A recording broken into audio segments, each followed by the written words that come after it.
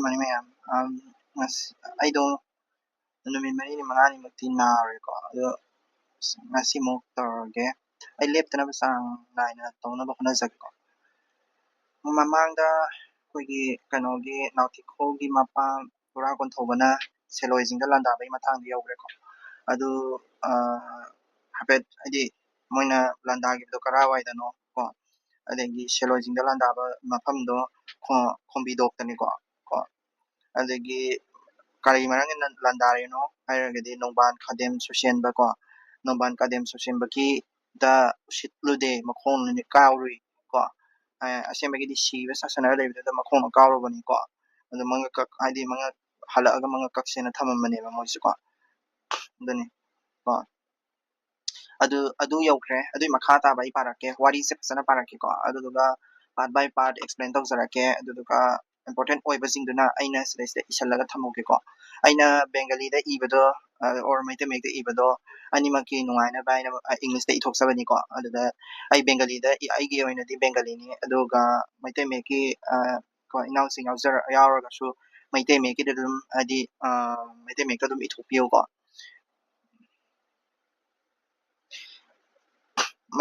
para jarage ko mangi makhadani adi moina sa kari maram gi landari bano abido adi ura kon thobana kari maram gi selosing da landari bano selosing na nungai gi dabado adu matang yogram ni ko selo landa bado da selosing na nungai gi dabado adi kano youtube ki video sing si playlist sama da matang sum tarak taragadi adum kano taw bangam ni ko makha padarage lairen medigo ura kon thobagi masano pa selo ekoi gi lamsida angom chanu pitanga ligli lok thibi nuyum safabi lawraga yaung induna leibani mapabung maitai ning thau ura kon thobagi damak laman singse haina seloi mayam punna wa tanare ko masano pa nauting khong haitare ko pitanga ga leminari do adi adu seloi dane ba seloi da leminabani na mapa da laman khumangam drasu masada laman khumage sini ko mapabung maitai ning thau ura kon thobagi damak safabi lawraga yaung laman singse haina seloi mayam punna wa tanare masidagi seloi sing adu na honala law khongduna lang horakle seloi sing se laman kumbalai ko singsang adu lan gi nil khonglakwa da khonglakle kanana fausuna ba suk lengban da thangatuna pure kanana ta paire thang paire asumna mayam adu hau chonglaga laktuna achong yumlem bam pitanga gi mayum du question laga haire I ko pitanga gi mayum yore ko question le isanupi angom chanu pitanga liklu lok thibi mayum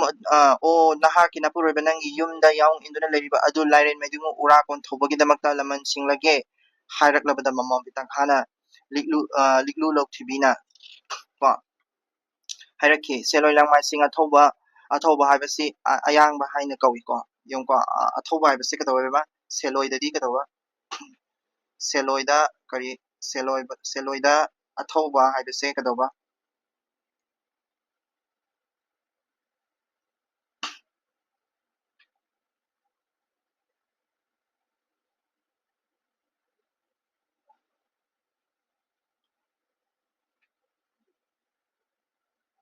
athoba haise koigi ayang ba hairak ngai ko ayang ba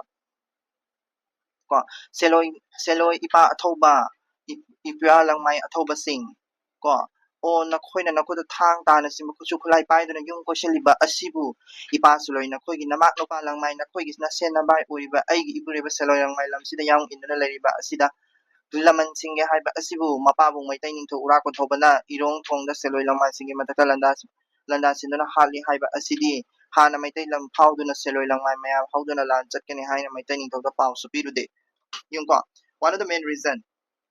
ura kon thobana kari maramgi lan taribano haina parkhada hangapa matamda sidaista ko ura kon thobana kari maramgi ko sidaista aina ngarang kano tawgido lan gi matangda ura kon thobana langmai da kada be lan dari no haiba matamda ngasai kanogi da su leire ko ura kon thobagi manai achanba koigi manai achanbagi manai achanba kadem sosenbagi kanogi da su leire kadem sosenbagi magi maram gi su leire kadem sosenbagi magi maram gi da su leire ko adu kadem sosenbagi maram gi lan tare one of the reason ko ꯑꯇꯣꯞꯄ ꯑꯃ ꯔꯤꯖꯟꯅ ꯀꯔꯤꯅꯣ ꯍꯥꯏꯔꯀꯥꯟꯗ ꯃꯩꯇꯩꯒꯤ ꯂꯝ ꯐꯥꯎꯗꯨꯅ ꯁꯦꯂꯣꯏ ꯂꯥꯡꯃꯥꯏꯁꯤꯡꯅ ꯀꯔꯤ ꯍꯥꯏꯔꯝꯗꯅ ꯆꯠꯄ ꯁꯤꯁꯨ ꯑꯅꯗꯔ ꯔꯤꯖꯟꯅꯦ ꯃꯩꯇꯩꯒꯤ ꯀꯔꯤꯕ ꯃꯩꯇꯩꯒꯤ ꯂꯝ ꯐꯥꯎꯗꯨꯅ ꯁꯦꯂꯣꯏ ꯂꯥꯡꯃꯥꯏꯅ ꯍꯥꯏꯔꯝꯗꯅ ꯆꯠꯄꯁꯦ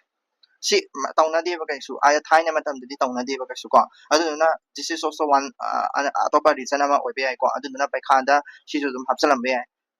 ꯑꯗꯣ ꯉꯁꯥꯏ ꯄꯤꯇꯥꯉꯥꯅ ꯃꯣꯏꯒꯤ ꯁꯦꯂꯣꯏ ꯃꯄꯥ ꯃꯄꯨꯁꯤꯡ ꯃꯁꯦ ꯃꯕꯥ ꯍꯥꯏꯇꯥꯔꯦꯀꯣ ꯀꯩꯅꯣꯒꯤꯗꯗꯤ ꯍꯣꯡꯉꯦꯝꯌꯥꯒꯤ ꯑꯣꯏꯅꯗꯤ ꯃꯁꯦ ꯃꯕꯥꯏ ꯇꯥꯔꯦꯀꯣ ꯑꯗꯣ ꯁꯤꯡꯗ ꯃꯣꯏꯅ ꯍꯥꯏꯔꯝꯗꯅ ꯆꯠꯄꯒꯤ ꯂꯥꯟ ꯇꯥꯔꯛꯄ ꯑꯣꯏꯔꯝꯒꯅꯤ ꯁꯤꯅꯦꯕꯀꯣ ꯄꯤꯇꯥꯉꯥꯅ ꯍꯥꯏꯔꯤꯁꯦ ꯑꯇꯣꯞꯄ ꯔꯤꯖꯟ ꯑꯃꯗꯅ ꯏꯄꯨꯔꯣꯏꯕ ꯑꯁꯤꯕꯨ ꯁꯦꯂꯣꯏ ꯂꯥꯡꯃꯥꯏ ꯄꯨꯝꯅꯃꯛꯅ ꯆꯥꯛ ꯑꯣꯏꯅ ꯊꯣꯡꯗꯨꯅ ꯆꯥꯕ ꯌꯥꯔꯕꯁꯨ ꯆꯥꯅꯕꯗꯤ ꯅꯠꯇꯕ ꯍꯨꯏꯀ꯭ꯔꯨꯒꯨꯝ ꯇꯤꯡꯒꯣꯏ ꯀꯧꯕ ꯅꯥꯄꯤ ꯖꯥꯠ ꯑꯃꯒꯨꯝ ꯀꯥꯟꯅꯗꯕꯅꯤ ꯍꯥꯏꯅ ꯂꯧꯅꯔꯦ ꯀꯣ ꯗꯤꯁ ꯏꯁ ꯑꯣꯜꯁꯣ ꯑꯩꯈꯣꯏꯒꯤ ꯀꯩ ꯍꯥꯏꯅꯤ ꯀꯔꯤꯒꯤ ꯃꯔꯝ ꯀꯔꯤ ꯄꯤꯇꯥꯉꯥꯁꯦ ꯑꯇꯣꯞꯄ ꯔꯤꯖꯟ ꯑꯃꯅ ꯀꯩꯗꯧꯒꯦ ꯍꯥꯏꯔꯀꯥꯟꯗ ꯎꯁꯤꯠ ꯊꯑꯣꯏꯗꯅ ꯂꯧꯕꯅꯦꯕ ꯉꯁꯥꯏꯒꯤ ꯎꯔꯥ ꯀꯣꯊꯕꯒꯤ ꯃꯆꯥ ꯍꯣꯡꯅꯦꯝ ꯌꯥꯏ ꯀꯣ ꯅꯥꯎꯊꯤꯡꯈꯣꯡꯁꯦ ꯃꯣꯏꯅ ꯎꯁꯤꯠ ꯊꯑꯣꯏ ꯍꯥꯏꯗꯤ ꯀꯩꯅꯣꯅ ꯍꯥꯏꯗꯤ ꯎꯁꯤꯠ ꯊꯑꯣꯏꯗꯅ ꯂꯧꯏ ꯁꯤꯅꯦꯕ ꯍꯥꯏꯁꯦꯀꯣ ꯀꯩꯅꯣꯒꯨꯝꯅ ꯂꯧꯏ ꯁꯤꯅꯤ ꯃꯃꯜ ꯂꯩꯇꯕ ꯄꯣꯠ ꯑꯃꯒꯨꯝꯅ ꯂꯧꯏ ꯁꯤꯅꯤ ꯀꯣ ꯑꯗꯨꯅꯤ ꯃꯃꯜ ꯂꯩꯇꯕ ꯄꯣꯠ ꯑꯃꯒꯨꯝꯅ ꯂꯧꯏ ꯀꯣ ꯏꯄꯨꯔꯣꯏꯕ ꯑꯁꯤꯕꯨ ꯁꯦꯂꯣꯏ ꯂꯥꯡꯃꯥꯏ ꯄꯨꯝꯅꯃꯛꯅ ꯏꯄꯨꯔꯣꯏꯕ ꯃꯩꯗꯤꯡꯉꯨ ꯏꯅꯦꯝ ꯃꯆꯥ ꯑꯁꯤꯕꯨ ꯀꯔꯝꯅ ꯁꯦꯠꯅꯧ ꯀꯥꯏꯅꯧ ꯍꯥꯏꯕꯅꯣ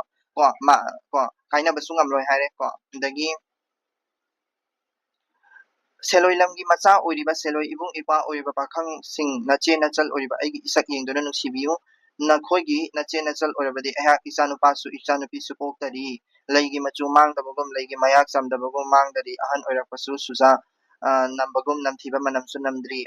ꯑꯃꯁꯨꯡ ꯃꯥꯏꯗ ꯃꯍꯤꯡꯁꯨ ꯀꯥꯗ꯭ꯔꯤ ꯅꯤꯡꯕ ꯀꯥꯏꯔꯤꯕꯤ ꯑꯩꯍꯥꯛꯄꯨ ꯀꯔꯝꯅ ꯉꯟꯅ ꯁꯤꯔꯣ ꯍꯥꯏꯕꯅꯣ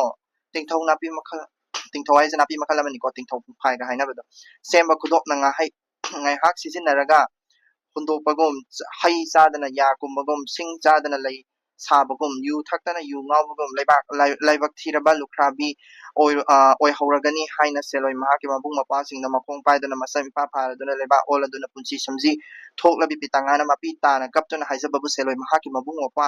ꯑꯣꯏꯔꯤꯕ ꯄꯥꯈꯪꯁꯤꯡ ꯑꯃꯗꯤ ꯃꯄꯥ ꯃꯄꯨꯁꯤꯡ ꯑꯗꯨꯅ ꯌꯥꯈꯤꯗꯦ ꯉꯁꯥꯏꯒꯤ ꯁꯤꯁꯨ ꯃꯔꯧ ꯂꯩꯕꯅꯤꯀꯣ ꯄꯤꯇꯥꯉꯥꯁꯤꯒꯤ ꯃꯥꯒꯤ ꯀꯦꯔꯦꯛꯇꯔ ꯑꯦꯅꯥꯂꯥꯏꯁꯤꯁ ꯍꯥꯏꯇꯥꯔꯦꯀꯣ ꯀꯦꯔꯦꯛꯇꯔ ꯑꯦꯅꯥꯂꯥꯏꯁꯤꯁꯇ ꯑꯍꯥꯟꯕꯗ ꯄꯤꯇꯥꯉꯥꯒꯤꯀꯣ ꯀꯦꯔꯦꯛꯇꯔ ꯑꯦꯅꯥꯂꯥꯏꯁꯤꯁ ꯇꯣ ꯁꯤꯗ ꯂꯩꯔꯦ ꯄꯤꯇꯥꯉꯥꯒꯤ ꯀꯦꯔꯦꯛꯇꯔ ꯑꯦꯅꯥꯂꯥꯏꯁꯤꯁꯇ ꯑꯍꯥꯟꯕꯗ ꯌꯥꯝꯅ ꯁꯤꯡꯕ ꯀꯦꯔꯦꯛꯇꯔ ꯑꯃꯈꯛ ꯆꯦꯜꯂꯦꯕ ꯑꯗꯨꯒꯤ ꯁꯤꯡꯕꯒꯤ ꯀꯦꯔꯦꯛꯇꯔꯗꯨꯗ ꯁꯤꯒꯤ ꯑꯦꯛꯖꯥꯝꯄꯜꯁꯦ ꯍꯥꯏꯕ ꯌꯥꯏꯕ ꯉꯁꯥꯏ ꯄꯤꯇꯥꯉꯥꯅ ꯃꯥꯒꯤ ꯃꯃꯥ ꯃꯄꯨꯔꯣꯏꯕꯁꯦ ꯍꯥꯠꯂꯒꯦꯅ ꯂꯥꯛꯄ ꯃꯇꯝꯁꯤꯗ ꯃꯥꯅ ꯊꯦꯝꯕꯒꯤ ꯃꯑꯣꯡ ꯃꯇꯧꯁꯦ ꯊꯦꯝꯕꯁꯦ ꯀꯃꯥꯏꯅ ꯊꯦꯝꯃꯤ ꯑꯍꯥꯟꯕꯗ ꯀꯣ ꯅꯣꯏꯅ ꯃꯩꯇꯩ ꯅꯤꯡꯊꯧ ꯎꯔꯥ ꯀꯣꯟꯊꯧꯕꯅ ꯁꯦꯂꯣꯏꯗ ꯂꯥꯟꯗꯥꯔꯛꯏꯗꯣ ꯃꯩꯇꯩꯅ ꯍꯥꯏꯔꯝꯗꯕꯒꯤꯅꯤ ꯍꯥꯏꯅ ꯑꯃ ꯍꯥꯏꯔꯦ ꯋꯥꯟ ꯑꯣꯐ ꯗ ꯔꯤꯖꯟ ꯀꯣ ꯑꯗꯨꯏ ꯃꯇꯨꯡꯗ ꯀꯣ ꯃꯥꯒꯤ ꯅꯨꯄꯥꯗꯣ ꯃꯥ ꯌꯦꯡꯉꯣꯅ ꯑꯃꯁꯨ ꯍꯥꯏꯔꯦ ꯃꯥꯒꯤ ꯅꯨꯄꯥꯗꯣ ꯍꯥꯠꯄꯤꯒꯅꯨ ꯃꯥ ꯂꯨꯈꯥꯕꯤ ꯉꯟꯅ ꯑꯣꯏꯕ ꯉꯝꯃꯣꯏ ꯑꯗꯨꯝꯁꯨ ꯍꯥꯏꯔꯦ ꯀꯣ ꯑꯉꯥꯡ ꯅꯨꯕꯤ ꯂꯩꯇ꯭ꯔꯤ ꯃꯥ ꯌꯥꯝꯅ ꯅꯧꯔꯤ ꯀꯣ ꯍꯥꯏꯗꯤ ꯑꯉꯥꯡ ꯅꯨꯕꯤ ꯂꯩꯇ꯭ꯔꯤ ꯌꯥꯝꯅ ꯅꯧꯔꯤ ꯀꯣ ꯇꯒꯠ ꯇꯤꯛꯏ ꯀꯣ ꯃꯧ ꯑꯣꯏꯕ ꯀꯨꯏꯗ꯭ꯔꯤ ꯁꯤꯅꯦꯕꯀꯣ ꯍꯥꯏꯔꯤꯁꯤꯀꯣ ꯀꯣ ꯑꯗꯨꯒ ꯃꯁꯝ ꯏꯐꯥ ꯐꯥꯔꯒ ꯃꯈꯣꯡ ꯄꯥꯏꯔꯒ ꯈꯨꯔꯨꯝꯃꯤꯕ ꯃꯥꯒꯤ ꯅꯨꯄꯥꯁꯦ ꯍꯥꯠꯄꯤꯗꯅꯕ ꯁꯣ ꯌꯥꯝꯅ ꯁꯤꯡꯕ ꯀꯦꯔꯦꯛꯇꯔ ꯑꯃꯈꯛ ꯍꯥꯏꯗꯤ ꯃꯥꯒꯤ ꯅꯨꯄꯥꯁꯤꯕꯨ ꯀꯟꯅꯕꯒꯤꯗꯃꯛꯇ ꯌꯥꯝꯅ ꯁꯤꯡꯕ ꯀꯦꯔꯦꯛꯇꯔ ꯑꯃꯈꯛ ꯃꯥꯅ ꯎꯠꯊꯣꯛꯏꯀꯣ ꯑꯗꯨ ꯌꯥꯈꯤꯗ꯭ꯔꯤꯁꯦ ꯀꯃꯥꯏꯅ ꯇꯧꯒꯦꯅ ꯍꯥꯏꯔ ꯀꯥꯟꯗ ꯀꯞꯇꯨꯅ ꯍꯥꯏꯖꯕꯕꯨ ꯁꯦꯂꯣꯏꯁꯤꯡꯅ ꯌꯥꯈꯤꯗꯦꯀꯣ ꯏꯃꯣꯝ ꯑꯗꯨꯝꯅ ꯍꯥꯏꯒꯅꯨ ꯅꯍꯥꯛꯀꯤ ꯅꯄꯨꯔꯣꯏꯕ ꯃꯩꯗꯤꯡꯉꯨ ꯍꯣꯡꯂꯦꯡꯌꯣꯏ ꯀꯧꯕ ꯂꯥꯡꯃꯥꯏ ꯂꯝꯗ ꯌꯥꯎ ꯏꯜꯂꯤꯕ ꯑꯁꯤꯕꯨ ꯂꯥꯡꯃꯥꯏ ꯑꯩꯈꯣꯏꯅ ꯊꯥꯗꯣꯛꯈꯤꯔꯣꯏ ꯂꯥꯏꯔꯦꯟ ꯃꯩꯗꯤꯡꯉꯨ ꯎꯔꯥ ꯀꯣꯟꯊꯧꯕꯅ ꯁꯦꯂꯣꯏ ꯑꯩꯈꯣꯏꯕꯨ ꯎꯁꯤꯠ ꯊꯑꯣꯏꯗꯕꯒꯤ ꯂꯥꯟꯃꯤ ꯀꯌꯥ ꯍꯥꯠꯈꯤꯕ ꯑꯗꯨ ꯀꯥꯎꯕ ꯉꯝꯂꯣꯏ ꯀꯣ ꯀꯥꯎꯕ ꯉꯝꯂꯣꯏ ꯀꯣ ꯂꯃꯟ ꯈꯨꯝꯗꯅꯗꯤ ꯇꯣꯛꯑꯣꯏ ꯃꯥꯁꯦ ꯊꯥꯗꯣꯛꯑꯣꯏ ꯐ꯭ꯔꯤꯗ ꯊꯥꯗꯣꯛꯑꯣꯏ ꯁꯤꯅꯦꯕꯀꯣ ꯍꯥꯏꯔꯛꯏꯁꯤꯀꯣ ꯁꯦꯂꯣꯏꯁꯤꯡꯅꯁꯨ ꯑꯗꯨꯗꯒꯤ ꯃꯥꯒꯤ ꯇꯦꯛꯇꯤꯁ ꯍꯣꯡꯕ ꯍꯧꯔꯛꯑꯅꯤ ꯇꯦꯛꯇꯤꯁ ꯀꯃꯥꯏꯅ ꯍꯣꯡꯉꯛꯀꯅꯤ ꯍꯥꯏꯕꯗꯨ ꯑꯃꯨꯛꯁꯨ ꯑꯩ ꯍꯥꯏꯖꯔꯛꯀꯦꯕꯀꯣ ꯍꯥꯏꯗꯤ ꯑꯗꯨꯗꯒꯤ ꯃꯈꯥ ꯑꯃꯨꯛ ꯄꯥꯔꯛꯑꯒꯦꯀꯣ ꯅꯍꯥꯛꯀꯤ ꯅꯄꯨꯔꯣꯏꯕ ꯑꯗꯨ ꯁꯦꯂꯣꯏ ꯑꯩꯈꯣꯏꯒꯤ ꯆꯤꯡꯁꯥꯡ ꯂꯥꯡꯃꯥꯏ ꯑꯩꯈꯣꯏꯒꯤ ꯃꯤꯍꯥꯠ ꯄꯨꯡꯅ ꯄꯨꯗꯨꯅ ꯊꯥꯡꯈꯨꯝꯗꯒꯤ ꯊꯥꯡ ꯁꯠꯇꯨꯅ ꯋꯥꯁꯛꯈꯤꯕ ꯋꯥꯕꯨ ꯉꯥꯛꯅꯕ ꯁꯣꯏꯗꯅꯃꯛꯀꯤ ꯍꯥꯠꯂꯒꯅꯤ ꯍꯥꯏꯅ ꯁꯦꯂꯣꯏ ꯃꯥꯒꯤ ꯃꯕꯨꯡ ꯃꯧꯄ꯭ꯋꯥ ꯑꯗꯨꯅ ꯌꯥꯝꯅ ꯁꯥꯎꯈꯤ ꯃꯗꯨꯗ ꯅꯣꯡꯃꯥꯂꯣꯟ ꯄꯤꯇꯥꯉꯥ ꯂꯤꯛꯂꯨ ꯂꯧꯊꯤꯕꯤꯅ ꯃꯃꯤꯠꯇꯒꯤ ꯃꯄꯤ ꯇꯥꯗꯨꯅ ꯍꯤꯡꯅ ꯍꯤꯡꯅ ꯀꯞꯇꯨꯅ ꯍꯥꯏꯖꯈꯤ ꯍꯥꯏꯔꯛꯑꯦꯀꯣ ꯇꯧꯕꯒꯤꯗꯤ ꯑꯊꯧꯕ ꯏꯄꯥ ꯏꯇꯣꯟꯁꯤꯡ ꯅꯈꯣꯏ ꯃꯌꯥꯝ ꯍꯧꯗꯨꯅ ꯊꯥꯡ ꯆꯨꯡ ꯂꯣꯡ ꯄꯥꯏꯗꯨꯅ ꯑꯁꯥꯎꯕꯒ ꯂꯣꯏꯅꯅ ꯂꯥꯛꯂꯤꯕꯁꯤ ꯅꯈꯣꯏꯕꯨ ꯉꯥꯏꯈꯣꯅ ꯉꯥꯛꯇꯪ ꯍꯥꯏꯔꯦꯀꯣ ꯑꯉꯣꯝ ꯄꯨꯔꯩꯔꯣꯝꯕꯅ ꯈꯨꯟꯗꯥꯕꯗ ꯁꯤꯖꯤꯟꯅꯔꯤꯕ ꯌꯨ ꯁꯤꯡ ꯈꯥꯡ ꯈꯟꯐꯩꯅ ꯅꯝꯌꯨ ꯀꯧꯕ ꯌꯨꯉꯧ ꯀꯧꯕ ꯑꯐꯕ ꯌꯨꯕꯨ ꯂꯩ ꯀꯣ ꯌꯨ ꯑꯃ ꯑꯃꯨꯛ ꯄꯨꯊꯣꯔꯛꯑꯦꯕ second tactics ni ko ma jam singe ha takna ba sijina ba ya ba point ama su lai ha sida kari yu no mana puthore ise singkhang khan phaina nam yu ko ba yungau ko yungau ni ko yu gi maming se akoina nam yu har ka dum khangna ba yare ko nam yu ko ba yungau ama haidi sida su aina haine marau taw ba marau taw rise kaino nam yu to sida le ko nam yu se puthora aga nam yu ko ba lei na chal na cha ori ba ai gi thorang na semsa ba ayak ba yu athum ba yu bu lei ma yu ji su acham yu na ti ko ayak ba athum ba yu ni ahaw ba yu ni sini ko yu asi yai ma yaw amata thakpi yu ai gi ipiroi ba ori ba ai gi thawai gumba ibung ipa ipa iton singi manakta leiri ba uring mahing thungdri ba thungdriba haying mathi supaktriba changbi la mayon gumba tagi makhokumba nanna saong sada phajaba ipuroiba ahanba aina nungsijaba aina kawbadabu ngamlaroidaba ipuroiba sibu ngasi haiba namittagi singlen singna setnabagum lairang khainabagum kainaragani ko yongo magi nupase asukumetik nuksi habdo nuksibigi saklon du susidaisa leiko paikhada hangiko pitangagi pitangana mana kana adi akoigi urakon thau nate urakon thau nautingkong se nuksijabagi chang je sidasu mana sidasu ulleba ka kari mana habse describe tawbase ko ipa kari akoigi uring ko uring mahing thangdriba ko adagi changbi lam changbi haisisu la ni ko changbi la mayon gum mayon la mayon adi matondo ko mayon gum hada changbilan mayon gum ba haragadi akoigi yam nauri ba habadini ko mayon gum ba ko tagi makhok sisu akoina paibada nungaina ba haina yamna nana thamidana ko tagi makhokum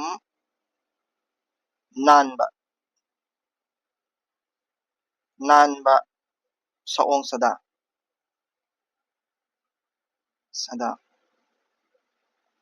magidi mapuroi biso ahanba oidini ko mapuroi ba ahanba ko saong sada mapuroi ba ahanba magi mapuroi ba ahanba suni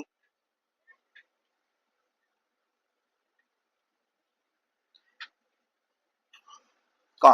adagi magi nuksijraba aina kawba ngamloroidaba ipuroiba sibu ngasi haiba namittagi sakle singlen setnabagum lairang khainabagum kainaragani mapuroi ba ahanba haina sisi je mana nautingkong bu saithajabdani ko sigi point sisu asida hape ai ko paikhada hangba point sing duni ko akona khomjalise so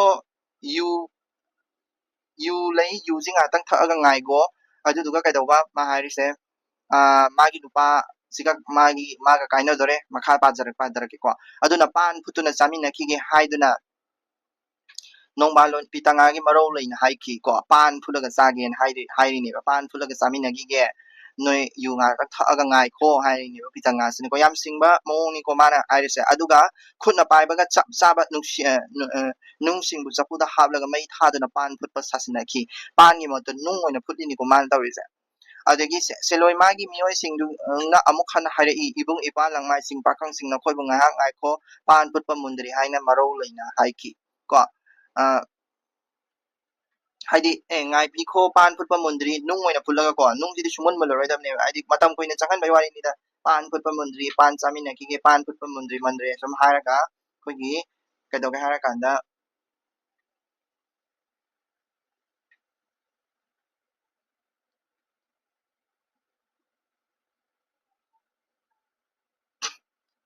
ko pan putpa mundri na haisalaga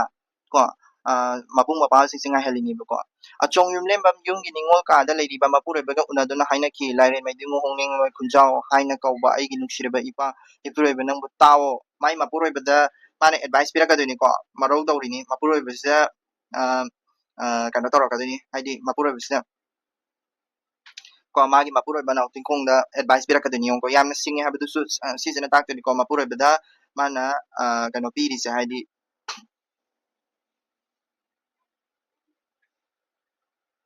ko mapuroiduda nanthooga satnabagi magi kainodo haidi mapuroibasida nanthooga satkhinabagi magi maraudo haidi lambendo aduga do takpi duni ko si makha padarake ko nangi loinabi aina ipa ipan ibung ipwasing khamba ngamdre ko haidi nangbo hat kanu haibedo ipa ipu haidi magi mamba adagi mabung singdo khamba ngamdre nahaka aiga ngasi haiba numit asidagi karamna kainarasi haibano ipa ipan ibung ipasing sawbana marang hore laire nangbu nong kauba uchekum nasak uhandana karamna paikigani tawiga musum nangi loinabi oiriba aigi thorangna kanamatana khangaloi aina tawba aronba thabak amata khangaloi nahakti phaklang gi paya thadatuna phaklang hogaiduna yum asidagi chen kraba seloi singdagi chen asidagi chen kraga seloi chingsang lan kro seloi dagi nan tho chat kro ko seloi chingsang lan kro nahakna seloi lamdagi chen kraga maitai ningtho oriba napa maidingu ura ko dabgi manakta thungluganu ko ura ko thobagi manakta chatkanu siniba ko ma harise namai makha pana lam khuman ningthau punchi yummoi baga mafamda kuchu yummoi bagi mafamda thungluso khuman lamdamda saidangduna khuman yumda leiruso kari machu gumbumba nahaki kuchu ningthireba chinban maida uring thungdaba mahing kadaba haying machi supaktaba painung jembam piba yekma hautala ten na numitpu kaptha ten na numitpu kaptha ngaida haise sije numit kapadai loktharapani ko numitki mangalna kemba ngamdraba khuithabasu ngamdraba sayi gauba uda hauba utangbigum nangbu napa maitai ningthau gidamakta khuman lamda karamna chatan khigadage laren ine macha on na sano nungbalon pitanga aidi haikhiba wa hongdabi ipa imana thambal leigum itomda popini ko sisu magi one of the character ni ko sisu koina ningsingba yabase haikhiba wa hongde habasisu magi haikhiba wa su hongde habase mai masana jum sida su haijare ko haidi pitanga gi character analysis se sida sta point na hapa yamne adigi ma se mathanda su poeba ko ma para mathanda su poeba ko adigi sida su mana wasa ama su haeba ko sida sta hayeng mana kadoba hayeng mana kano adi nauting khongna phambal kar matamda kano tawsi adi adugi matamda tawgadaba thabak sing su haina duni ko hayeng na phambal karabada ningthau oirabada nasano nongbalon pitanga aina naha ki na khong kha da lakpada naha ki pungda karongano haina nauting khong ningkam phigi kisi piki sida ko sigi haise sigi masa matekse hayeng nahana phambal karabada ningthau oirabada nasano nongbalon pitanga aina naha ki na khong kha da lakpada naha ki pungna karongano haina ningthau khongna ningkham phigi kisi thokpi ki phurit ki kundam panchen biki lengbanda phi in biki kogi yesen biki aduga lare ibungo taw aha ko hayang kawa kawgonu nangi loina bi id seloiching asida na ku pungning kawba leitana tha pharaba su sahi pharaba su ngairam gi haiki ko seloi chingsangda pitanga che leihauki ge ngairaga leiram gi ge nangna hayang thokpam kara kanda ibu ningsing biro usini ko haiki ado wasakna duni ko lare medingu na ki nuksi jarabi masano nombalam pitanga lu lok thibigi nupi oibisingi makwang na kiba phi khongli makwang na pu makhutta kishin biki mana pitanga na kadore hayeng kawdanaba kadauba hayeng kawdaba hayeng kawdanaba haitare ko kawdanaba karino mana pire ise karino haragadi magi makwang na kiba ko na ko makwang na kiba phi ko khwangli makwang na kiba phi khwangli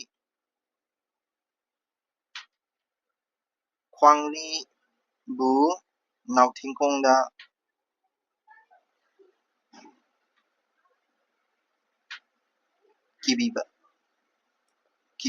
kibiba ai mai ki kono makwang kano da makwang da kiba phido kadoba mai makudang da kibi gidoineba aduduga kai mawong do kaino harakanda sisi kaino da sida su hape ai ko sida su hape ai ba haidi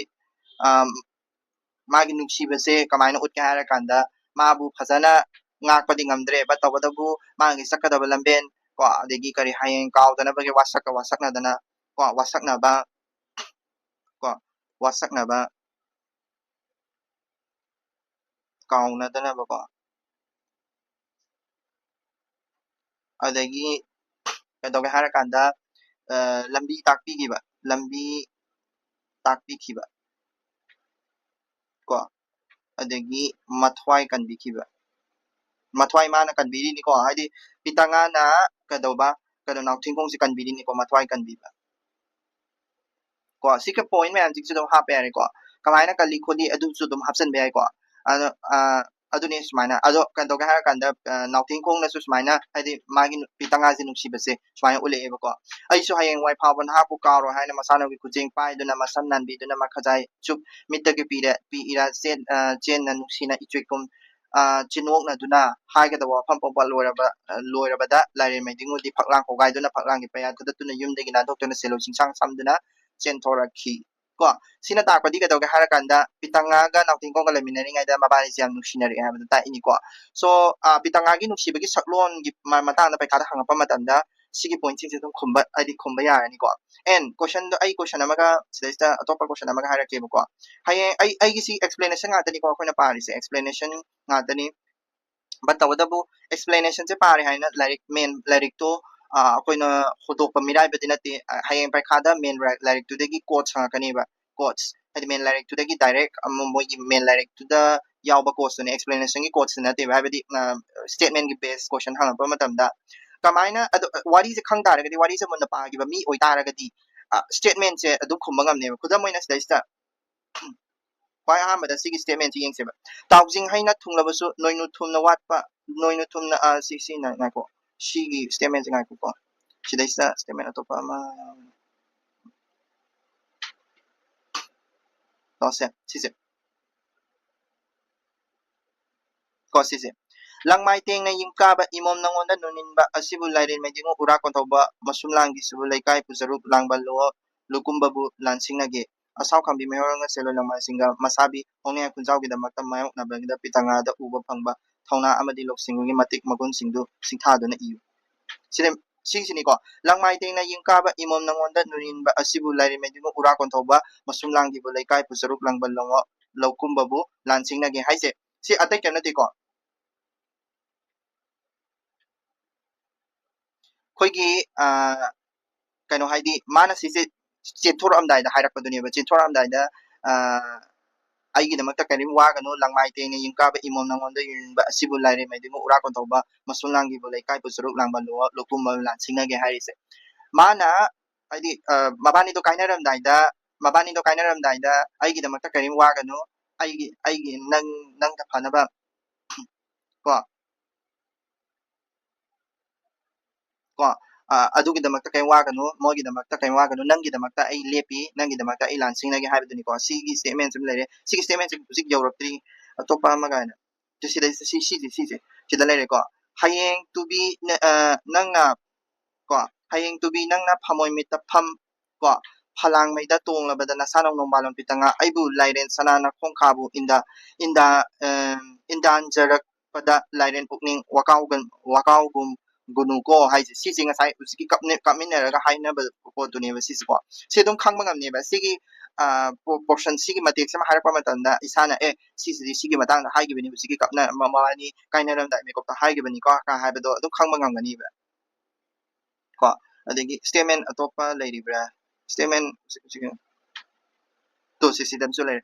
ꯅꯃꯣꯝ ꯑꯩꯕꯨ ꯂꯥꯏꯔꯦꯟ ꯏꯄꯥꯔꯤ ꯁꯥꯟꯅꯗ꯭ꯔꯤꯌꯦ ꯏꯃꯣꯝ ꯇꯝꯄꯥ ꯋꯥꯡꯂꯣꯟꯕꯨ ꯈꯣꯏꯅꯗ꯭ꯔꯤꯌꯦ ꯁꯤꯡꯉꯦꯜ ꯏꯁꯨ ꯊꯥꯎ ꯂꯩꯔꯥꯡ ꯏꯋꯥꯛ ꯆꯥꯝꯗ꯭ꯔꯤꯌꯦ ꯀꯣ ꯑꯁꯦꯡꯕꯒꯤꯗꯤ ꯁꯤꯁꯦ ꯄꯤꯇꯪꯉꯥꯅ ꯍꯥꯏꯕꯅꯦꯕꯀꯣ ꯉꯁꯥꯏꯒꯤ ꯑꯩ ꯏꯆꯥ ꯄꯣꯛꯇ꯭ꯔꯤꯌꯦ ꯑꯩ ꯌꯥꯝ ꯅꯧꯔꯤꯌꯦ ꯑꯩ ꯃꯧ ꯑꯣꯏꯕ ꯀꯨꯏꯗ꯭ꯔꯤꯌꯦ ꯍꯥꯏꯕꯗꯨꯅꯦꯕ ꯁꯤꯁꯦ ꯈꯪꯕ꯭ꯔꯥ ꯑꯩꯕꯨ ꯑꯩꯒꯤ ꯅꯨꯄꯥ ꯑꯣꯏꯔꯤꯕ ꯊꯣꯡꯅꯦꯝꯌꯥꯏ ꯀꯣ ꯅꯥꯎꯊꯤꯡꯈꯣꯡꯁꯤꯕꯨ ꯍꯥꯠꯄꯤꯒꯅꯨ ꯀꯣ ꯀꯩꯅꯣ ꯍꯥꯠꯄꯤꯒꯅꯨ ꯑꯩꯗꯣ ꯂꯨꯈ꯭ꯔꯥ ꯉꯟꯅ ꯑꯣꯏꯕ ꯄꯥꯝꯕ ꯀꯩꯅꯣ ꯂꯨꯈ꯭ꯔꯥ ꯉꯟꯅ ꯑꯣꯏꯕꯗꯣ ꯀꯩꯅꯣ ꯇꯧꯗꯦ ꯈꯣꯠꯇꯦ ꯍꯥꯏꯕꯗꯨꯅꯦꯕ ꯁꯤ ꯍꯥꯏꯐꯦꯠ ꯑꯗꯨꯝ ꯆꯤꯡꯁꯤꯟꯕꯗ ꯑꯗꯨꯝ ꯌꯥꯅꯦꯕ ꯅꯃꯣꯝ ꯑꯩꯕꯨ ꯂꯥꯏꯔꯦꯟ ꯏꯄꯥꯔꯤ ꯁꯥꯟꯅꯗ꯭ꯔꯤꯌꯦ ꯏꯃꯣꯝ ꯇꯝꯄꯥ ꯋꯥꯡꯂꯣꯟꯕꯨ ꯈꯨꯏꯅꯗ꯭ꯔꯤꯌꯦ ꯁꯤꯡꯉꯦꯜ ꯏꯁꯨ ꯊꯥꯎ ꯂꯩꯔꯥꯡ ꯏꯋꯥꯛ ꯆꯥꯝꯗ꯭ꯔꯤꯌꯦ ꯍꯥꯏꯁꯤꯀꯣ ꯍꯥꯏꯗꯤ ꯃꯥꯗꯣ ꯃꯁꯥꯗꯣ ꯇꯒꯠ ꯇꯦꯛꯏ ꯃꯧ ꯑꯣꯏꯕ ꯀꯨꯏꯗ꯭ꯔꯤ ꯑꯗꯨꯗꯨꯅ ꯑꯩꯕꯨ ꯂꯨꯈ꯭ꯔꯥꯁꯤꯡꯗ ꯆꯜꯍꯟꯕꯤꯒꯅꯨ ꯍꯥꯏꯕꯗꯨꯅꯦꯕ ꯈꯪꯕ꯭ꯔꯥ ꯃꯥꯏ ꯅꯨꯄꯥꯗꯣ ꯍꯥꯠꯄꯤꯒꯅꯨ ꯍꯥꯏꯕ ꯃꯇꯝꯗ ꯊꯦꯝꯕ ꯃꯇꯝꯗ ꯁꯣ ꯁꯤꯁꯨ ꯑꯗꯨꯝ ꯈꯨꯝꯕ ꯉꯝꯒꯅꯦꯕꯀꯣ ꯉꯁꯥꯏꯒꯤꯁꯤ ꯂꯪꯃꯥꯏ ꯇꯦꯡꯅ ꯀꯥꯕ ꯏꯃꯣꯝ ꯅꯉꯣꯟꯗ ꯅꯨꯌꯦꯟꯕ ꯑꯁꯤꯕꯨ ꯂꯥꯏꯔꯦꯟ ꯃꯩꯗꯤꯡꯉꯨ ꯎꯔꯥ ꯀꯣꯟꯊꯧꯕꯒꯤ ꯃꯁꯨꯝ ꯂꯥꯡꯒꯤꯗꯃꯛ ꯂꯩꯀꯥꯏ ꯄꯨꯁꯔꯨꯛ ꯂꯥꯡꯕꯜ ꯂꯧꯀꯨꯝꯕ ꯂꯥꯟꯁꯤꯡꯅꯒꯦ ꯁꯤꯗ ꯑꯗꯨꯝ ꯃꯥꯒꯤ ꯄꯤꯇꯪꯉꯥꯒꯤ ꯎꯕ ꯐꯪꯕ ꯊꯧꯅꯥ ꯑꯃꯗꯤ ꯂꯧꯁꯤꯡ ꯁꯤꯗꯤ ꯗꯥꯏꯔꯦꯛ ꯑꯗꯨꯝ ꯍꯥꯏꯔꯝꯃꯦꯗꯅꯀꯣ ꯄꯤꯇꯪꯉꯥꯒꯤ ꯗꯥꯏꯔꯦꯛ ꯑꯗꯣ ꯁꯤꯗꯤ ꯍꯥꯏꯗꯦꯗꯅ ꯁꯦ ꯅꯃꯣ ꯀꯔꯝꯕ ꯃꯇꯥꯡꯗ ꯀꯅꯥꯅ ꯍꯥꯏꯈꯤꯕꯅꯣ ꯃꯇꯥꯡ ꯑꯁꯤ ꯌꯧꯔꯛꯈꯤꯕꯒꯤ ꯊꯧꯗꯣꯛꯁꯤꯡꯒꯤ ꯋꯥꯔꯤꯛꯇꯨ ꯃꯔꯤꯛ ꯆꯨꯝꯅ ꯂꯤꯔꯛꯎ ꯍꯥꯏꯕ ꯃꯇꯝꯁꯤꯗꯗꯤ ꯑꯩꯈꯣꯏꯒꯤ ꯁꯤꯒꯤ ꯀꯣꯏꯁꯟꯁꯤꯒꯤ ꯑꯣꯏꯅꯗꯤ ꯀꯣ ꯍꯥꯏꯗꯤ ꯁ꯭ꯇꯦꯠꯃꯦꯟꯁꯦ ꯄꯤꯔꯀꯥꯟꯗ ꯃꯥꯅ ꯍꯪꯉꯤꯁꯦ ꯀꯔꯝꯕ ꯃꯇꯥꯡꯗ ꯀꯅꯥꯅ ꯍꯥꯏꯈꯤꯕꯅꯣ ꯃꯇꯥꯡꯁꯤꯗ ꯌꯧꯔꯛꯈꯤꯕꯗ ꯊꯧꯗꯣꯛꯀꯤ ꯃꯔꯤꯛ ꯆꯨꯝꯅ ꯂꯤꯔꯛꯎ ꯍꯥꯏꯕꯁꯤꯗ ꯀꯔꯤꯝ ꯍꯥꯏꯗꯦꯕ ꯍꯌꯦꯡ ꯋꯥꯔꯤꯁꯦ ꯃꯁꯤ ꯋꯥꯔꯤꯁꯤꯕꯨ ꯀꯩꯅꯣꯒꯤ ꯑꯣꯏꯗꯣꯏꯔꯥ ꯅꯥꯎꯊꯤꯡꯈꯣꯡ ꯐꯝꯕꯥꯜ ꯀꯥꯕꯒꯤ ꯑꯣꯏꯗꯣꯏꯔꯥ ꯅꯠꯇ꯭ꯔꯒ ꯄꯥꯟꯊꯣꯏꯕꯤ ꯈꯣꯡꯒꯨꯜꯒꯤ ꯑꯣꯏꯗꯣꯏꯔꯥ ꯅꯠꯇ꯭ꯔꯒ ꯑꯇꯣꯞꯄ ꯀꯔꯤ ꯋꯥꯔꯤ ꯑꯇꯣꯞꯄ ꯂꯩꯔꯤꯖꯥꯠꯅꯣ ꯍꯥꯏꯅ ꯆꯤꯡꯅꯅꯦꯕꯀꯣ ꯆꯤꯡꯅꯒꯅꯣꯕ ꯋꯥꯔꯤ ꯄꯔꯤꯡꯗꯣ ꯈꯪ ꯇꯥꯔꯒꯗꯤ at least ꯑꯩꯈꯣꯏ ꯗꯤꯗ꯭ꯌꯨꯁ ꯇꯧꯕꯗꯤ ꯑꯗꯨꯝ ꯉꯝꯒꯅꯤꯕ ꯀꯩꯒꯤꯅꯣ ꯍꯥꯏꯔꯒꯗꯤ ꯃꯁꯤ ꯑꯩ ꯏꯆꯥ ꯄꯣꯛꯇ꯭ꯔꯤꯌꯦ ꯑꯩ ꯅꯧꯔꯤꯌꯦ ꯑꯩꯗꯣ ꯌꯥꯝꯅ ꯂꯨꯈ꯭ꯔꯥꯁꯤꯡꯗ ꯆꯟꯕ ꯉꯝꯈꯤꯔꯣꯏ ꯍꯥꯏꯕ ꯃꯇꯝꯗꯗꯤ ꯍꯥꯏꯕ ꯃꯇꯥꯡꯁꯤꯗꯤ ꯖꯁ ꯀꯩꯅꯣꯒꯤꯗ ꯈꯛꯇꯅꯦꯕ ꯉꯁꯥꯏꯒꯤ ꯁꯤꯒꯤ ꯄꯤꯇꯥꯉꯥꯒꯤ ꯁ꯭ꯇꯣꯔꯤꯁꯦ ꯈꯛꯇꯪꯒꯤꯗꯅꯦꯕꯀꯣ ꯑꯇꯣꯞꯄ ꯁ꯭ꯇꯦꯠꯃꯦꯟ ꯇꯥꯏꯞ ꯑꯣꯐ ꯀꯣꯏꯁꯟ ꯍꯪꯉꯛ ꯇꯥꯔꯒꯁꯨ ꯁꯤ ꯈꯨꯝꯕ ꯉꯝꯅꯦꯅ ꯈꯪꯉꯤꯀꯣ ꯑꯗꯨꯅ ꯁꯤꯁꯤꯅꯤꯀꯣ ꯁꯤꯗꯤ ꯍꯣꯡꯅꯦ ꯈꯨꯟꯖꯥꯏ ꯀꯥꯏꯅ ꯁꯨꯃꯥꯏꯅ ꯄꯜꯂꯝ ꯇꯥꯔꯒꯗꯤ ꯉꯁꯤꯁꯦ ꯀꯩꯅꯣꯒꯤꯅꯤ ꯅꯥꯎꯊꯤꯡꯈꯣꯡ ꯐꯝꯕꯥꯜ ꯀꯥꯕꯒꯤꯅꯤ ꯍꯥꯏꯕꯗꯣ ꯗꯥꯏꯔꯦꯛ ꯈꯪꯕ ꯌꯥꯔꯦꯕꯀꯣ ꯕꯠ ꯇꯧꯕꯇꯕꯨ ꯁꯤ ꯄꯟꯗꯕ ꯁꯤꯒꯤꯗꯤꯀꯣ ꯑꯩꯅ ꯌꯥꯝꯅ ꯍꯥꯏꯗꯤ ꯃꯌꯥꯝꯗ ꯃꯁꯤ ꯀꯩꯅꯣ ꯇꯧꯗꯦ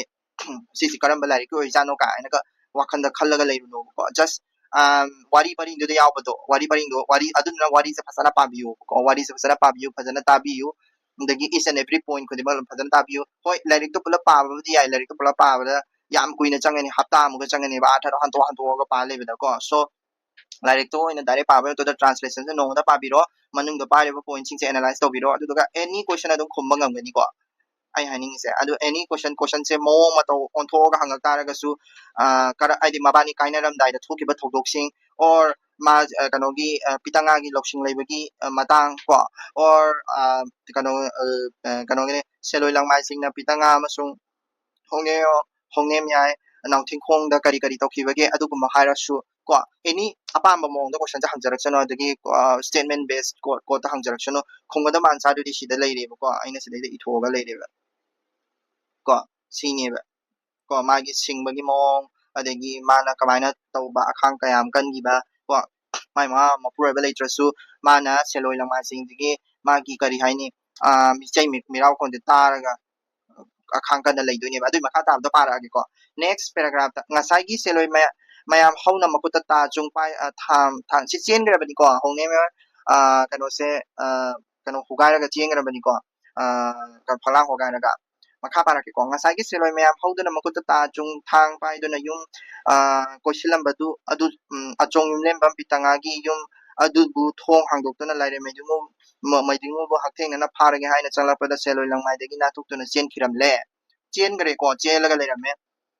seloi mayam na haiki he ichanapi angom chanu pitanga liklu lokthibi o napuroi ba maitai ning thoma sa hongni mi khunchao seloi langmai da yaung induna leiba adudi kadai da no kadai da leigre sine yam singna sile da mukmak duni ko yam singba aidi loksing leiba hai tare ko selo manas bai khumak duni ko ichanapi nangna lotuna thamlamgani langmai akogi iramdam da lotuna thamba yaroi napuroi bigi leifam thuna ta u harak labada pitanga na khumle ko pitanga leklu lokthibina pakhongki ipa ipan ibung ipa nakhoina sauduna hau hau langduna ta khausaduna thang haiba ipa ipan ibung ipa nakhoina law khongba adu aigi ipuroibana tabadagi soloi lamai thadotuna chengkiba namon maidi karamna lamda satkibana khanghaudre nahana chengkiba mahakna chengkiba asidi ibung ipa ipal nakhoina thoonjabani sinko haidi mangonda maranda taisilaktanabagi damakta moina law khonga lakpaduda tadana magi nupado chengkibani aina nanthongiba nate aina lotlaga thamsu thamde haina aduni ko pairake loksing leiba haise mase pairake loksing su leiba ko pairake loksing su lei ko aduna seloi langmai singna mado punishment pirakadra pirak pa yabagi oi thokpa leira pajuda mana kadoe seloi langmai sing du ren tai salleba moina langaga lakpagi amada chengibani na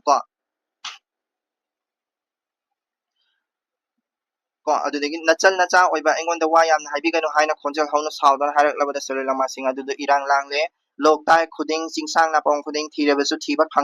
khangdrabada maitai ni thoma cha aduna nan thoktuna chenkibana nabi singnang adu yengduna ahing nonge aduda tanarakle